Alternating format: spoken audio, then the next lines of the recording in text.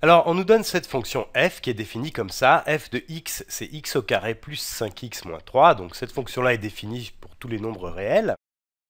Et puis, on nous donne aussi une autre fonction h qui est définie comme ça. H de y, c'est 3 fois y moins 1, le tout élevé au carré, moins 5. Alors ici, le nom de la variable a été choisi comme étant y, mais ça n'a aucune importance. Cette fonction-là est définie aussi pour tous les nombres réels. Et ce qu'on va faire dans cette vidéo, c'est essayer de calculer ça, c'est-à-dire l'image de moins 6 par la fonction h rond f. Autrement dit, l'image de moins 6 par la fonction f suivie de h. Alors ça te paraît peut-être un petit peu bizarre, notamment cette notation-là, le petit rond qui est ici, ça, c'est le signe qui indique la composition de fonctions. Composition de fonctions. Alors je t'engage à aller revoir ça dans les vidéos précédentes sur la Khan Academy. En tout cas, ce que ça veut dire plus précisément, c'est qu'on va calculer h de f de moins 6. Donc finalement, on va déjà calculer f de moins 6. Donc f de moins 6, c'est un nombre. Et on va calculer ensuite l'image de ce nombre-là, f de moins 6, par la fonction h. Donc on va écrire ça comme ça, c'est h de f de moins 6.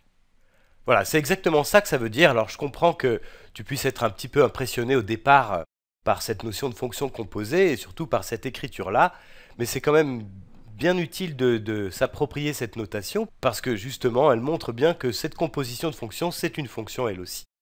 Alors, on va prendre les choses petit à petit et c'est ce que tu dois faire. Tu ne dois pas te laisser impressionner, tu dois respirer un bon coup et prendre les choses petit à petit telles qu'elles viennent. C'est-à-dire que ici, ce qu'il faut faire déjà, c'est calculer l'image du nombre moins 6 par la fonction f. Ça, c'est la première étape.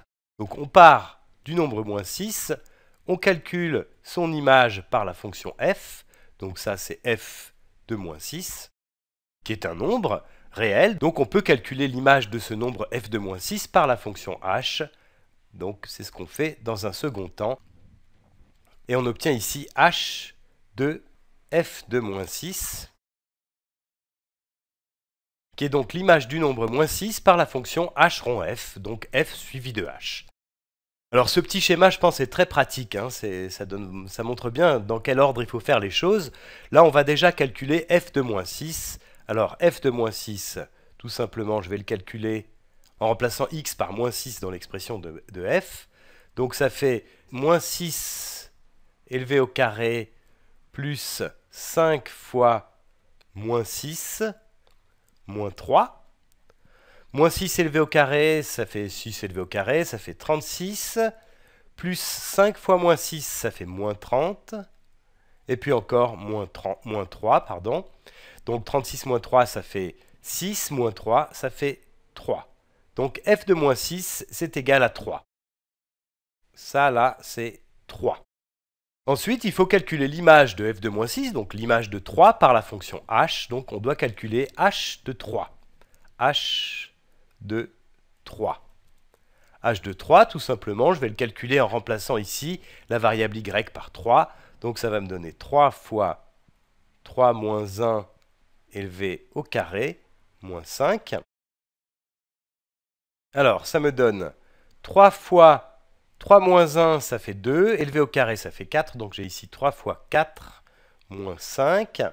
3 fois 4, ça fait 12. Moins 5, ça fait 7. Et donc finalement, on trouve que h de f de moins 6, ça c'est, en fait, c'est h de 3. Et donc c'est 7, comme on vient de le calculer. Voilà. On calcule l'image de moins 6 par la fonction f, on obtient 3. Ensuite, on calcule l'image de 3 par la fonction h et on obtient 7.